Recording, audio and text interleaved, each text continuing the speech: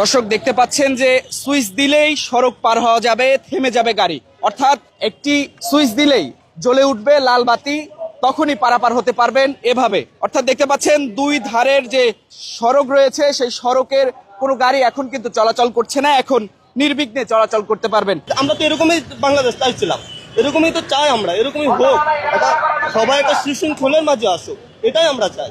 স্টুডেন্টরা পারাপার হচ্ছে এবং অনেক বৃদ্ধ বয়স্ক যারা হসপিটালে আসছে তাদের পক্ষে সবসময় সম্ভব না যে গাড়িকে হাত দেখিয়ে থামিয়ে তারপরে দ্রুত দৌড়ে পার হয়ে যাওয়া।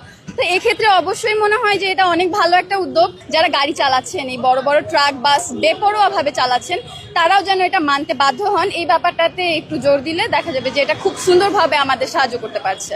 অটোরিকশার কারণে অনেক অ্যাক্সিডেন্ট হয়েছে, এখন ওই জিনিসটা আর হবে না। এই জেব্রা ক্রসিংতে পার হতে গেলে আমাকে ডান দিকে বাম দিকে চেয়ে তারপরও আমাকে রিস্ক নিয়ে পারাপার হতে হয়েছে।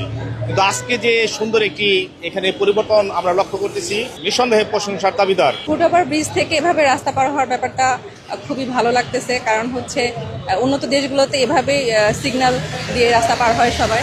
তো এটা বাংলাদেশে ব্যবস্থাটা চালু করতেছে এখন আবার নতুন করে, এটা ভালো লাগছে।